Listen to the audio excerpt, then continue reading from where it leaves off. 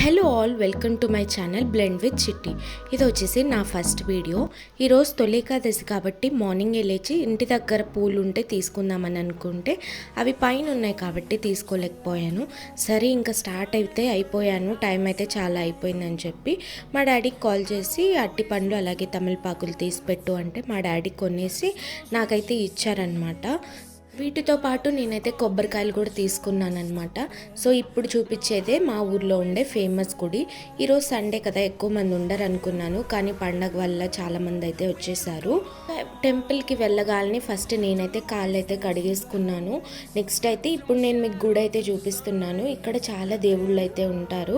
First అయితే ఆంజనేయ స్వామి కోసం పూలు అయితే తీసుకొని ఆంజనేయ స్వామి దగ్గర పెట్టేసి దీపం అయితే వెలిగించుకొని పూజ అయితే చేసుకున్నాను. తర్వాత 108 ప్రదక్షిణాలు అయితే చేశానన్నమాట. ఇక్కడైతే ఇంకా వెంకటేశ్వర స్వామి అలాగే జనార్దన్ స్వామి కూడా ఉంటారు. ఇంకా ఈ గుడిలో ఆంజనేయ స్వామి ద్వారపాలకులు అలాగే ఆంజనేయ స్వామి పక్కన నరసింహస్వామి కూడా మనకి దర్శనం ఇస్తూ ఉంటారు.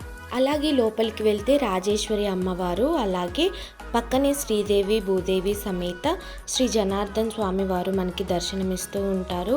అలాగే ఇంకొంచెం ముందుకు వెళ్తే మనకి నాగేంద్ర స్వామి వారు కూడా దర్శనమిస్తూ ఉంటారు. ఇంకా ఎవ్రీ సాటర్డే ఈ గుడిలో వెంకటేశ్వర స్వామికి అంగరంగ వైభవంగా పూజలు అయితే జరుగుతూ ఉంటాయి.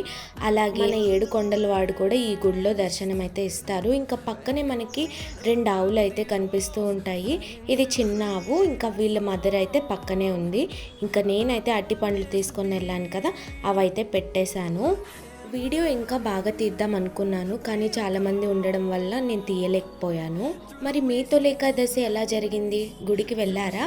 వెళ్తే నాతో కమెంట్ సెక్షన్లో అయితే షేర్ చేసుకోండి. నా వీడియో నచ్చిందా? అయితే ఒక్క లైక్ అండ్ షేర్ చేసి సబ్స్క్రైబ్ కూడా చేసుకోండి. Thank you for watching. Take care, bye.